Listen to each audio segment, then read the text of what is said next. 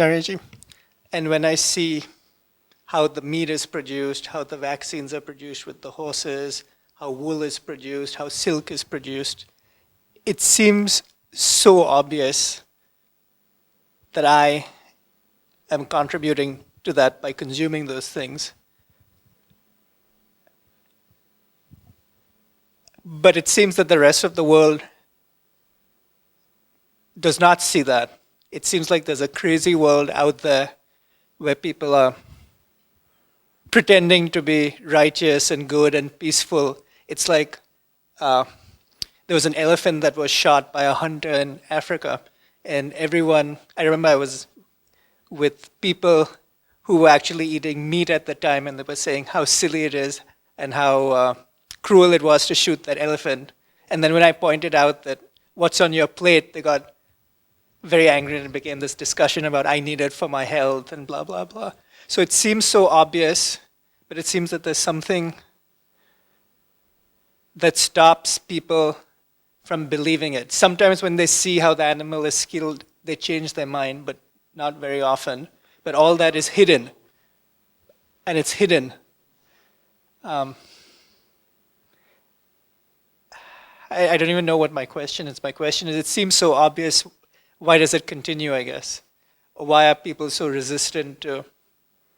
See, propaganda has to be met with publicity. You know, the foundation had a TikTok account. It got banned because we were posting videos opposing meat consumption. Now I am told that when my videos pertaining to carnism and animal cruelty are posted on YouTube and Facebook, and we seek to promote them, the respective companies, apps, do not allow them to be promoted. So it's a matter of publicity. We need to shout into people's ears. We need to bring this to their notice.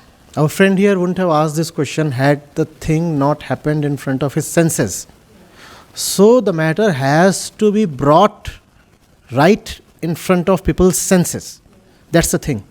Otherwise, we are so occupied with our mundane universe that we just have neither the intention nor the opportunity, to be fair to us, not even the opportunity, to look at these things. So somebody has to really shout aloud. We are trying in whatever we can.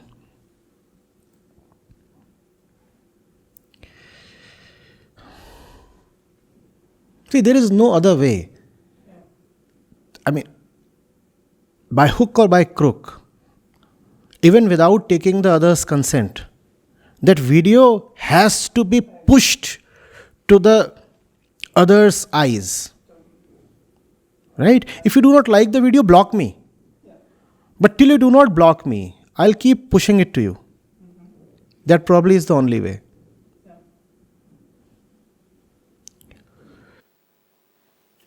Even something like vaccines that seems so ingrained in our society is produced using a lot of cruelty and horses' blood.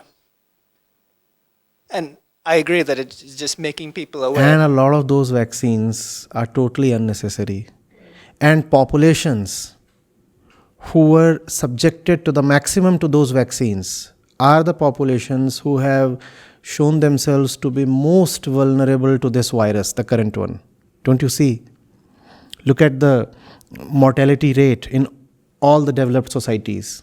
And those are the societies whose immune systems have been heavily compromised because of excessive use of vaccines.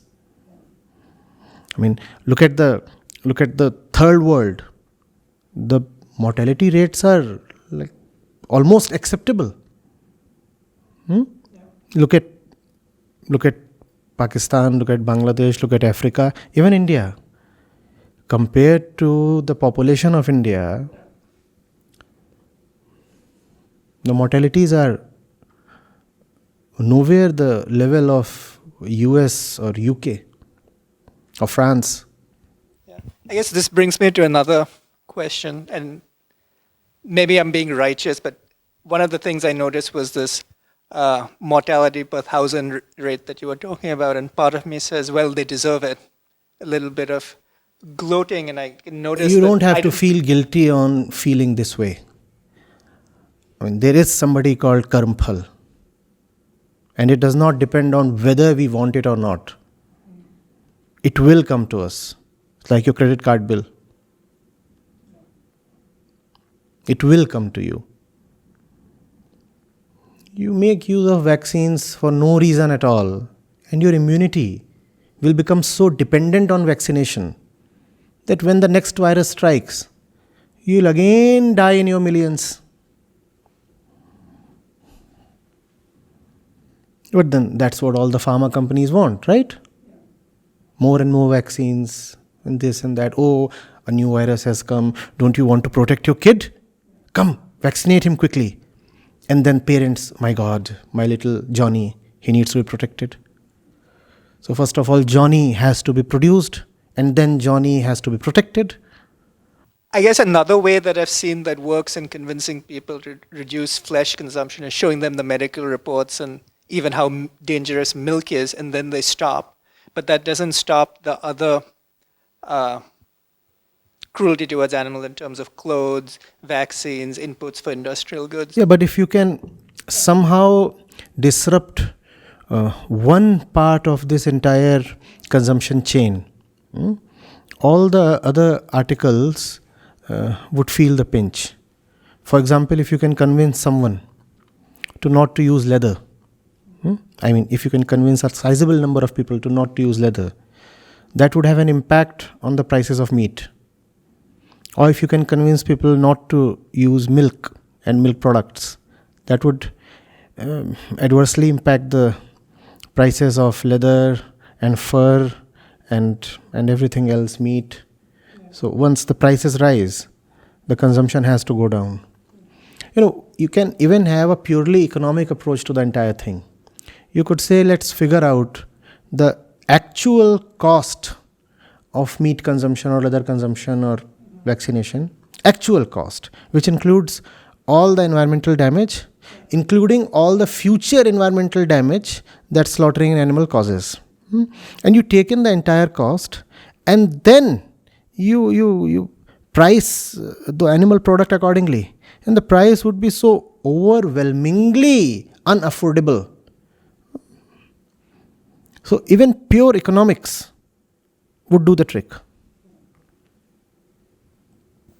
Yeah, that's the same thing that people say about environmental, add in the externalities, the external cost. Yeah. I guess my question is, so it seems easier to convince people to stop because of health reasons. And there's a part of me that's saying, but so yes, it definitely has an impact, but am I giving up the bigger cause, or am I settling for something that's not the full? No, but then, see, you cannot wait for someone to be spiritually realized before he gives up flesh. That would be too long a wait and too harsh on the animal. And there are several people who do not even intend to be realized. So that's probably the only way to take with them. Convince them that their body is suffering because of milk or meat. Convince them that probably even leather is carcinogenic when it comes in contact with human skin. Such things. Because if you take the high route, the route of compassion, the route of understanding, maybe they'll never walk that route, never prefer it. I see that with my father. So I convinced him to stop because of the health reasons. But he says, and then maybe this goes back to day one, he says things like, I didn't do it for the animals, I did it for myself. And that I can sense my attachment to wanting him to have done it for himself and for the spiritual reason. So I think that's my... Maybe that can come next. That's my... Maybe once you have given up meat for purely personal and selfish reason, the higher reason, the more sublime cause can follow next.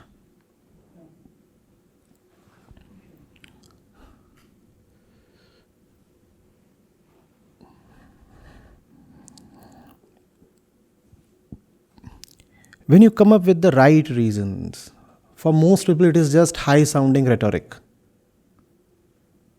They don't want to be preached. They don't want lessons in compassion. So tell them where it matters to them, hit them where it hurts them. I guess for me, I go back to the hypocrisy of it. So you said they don't want lessons in compassion, and that's been my experience. But then they profess to be so compassionate. So that can be called out. That can And be they don't called like out. it when it's called out. So you don't have to worry about it. Fine. If they don't like it, why you worried about that? Fine. I guess I'm worried because I won't be able to influence them to Once change they as have effectively. disliked you, they have created a permanent position of your influence in their consciousness. Don't you see that? You can probably forget someone you like, but it's very difficult to forget someone you dislike. So it lives in and it grows within. They may counter you or contradict you very energetically. But what you would say, that would stay in their minds for long. It's just that you will have to pay the price in terms of being personally disliked, which is, I think, a price we all must be prepared to pay. I don't care about that. I We guess must I was not care more about worried about turning them off the whole thing completely so the mind just stops thinking about it. No, That's what I they'll was be worried turned about. off towards you as a person, but they will remain sensitive, conscious towards the issue. Even if they engage with the issue in negative ways, even if they engage with the issue just to belittle the issue or to oppose the issue, but at least the issue would stay in their consciousness. It's no more something that they can be oblivious of.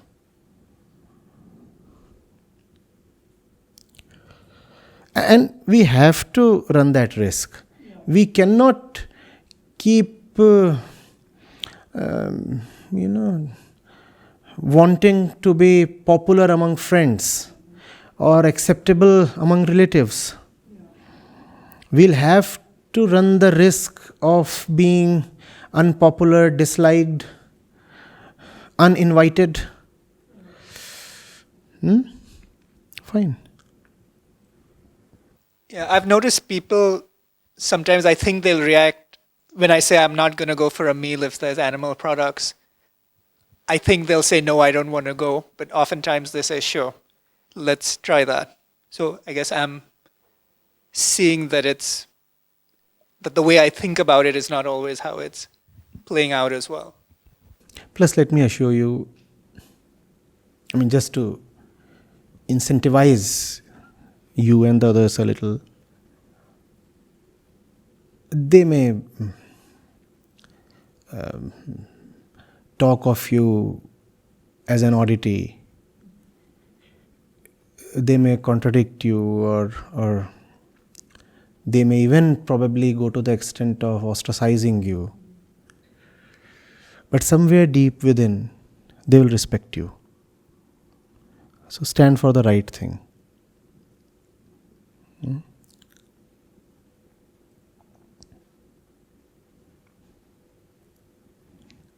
When we receive very harsh, very negative, abusive comments on all our social media, we take it as a success.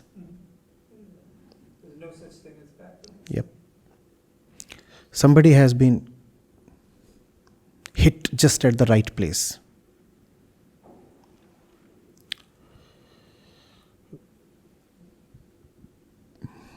On and off, we get death threats as well. And that is taken as a jackpot.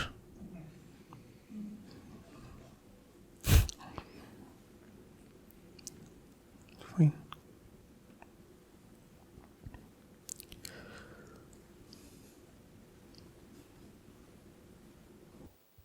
No question, but I want to say, whenever I watch your videos, the one thing that that I'm most inspired by is the fierceness to stand for what is right, regardless of what anyone else says, thinks, or does. And just because everyone else is crazy doesn't mean I have to be crazy. Or There's no other way to live. so thank you for that inspiration. There's just no other way to live. Don't have an option. Probably, had there been an option, we might have found it lucrative, even compelling. But there is just no option.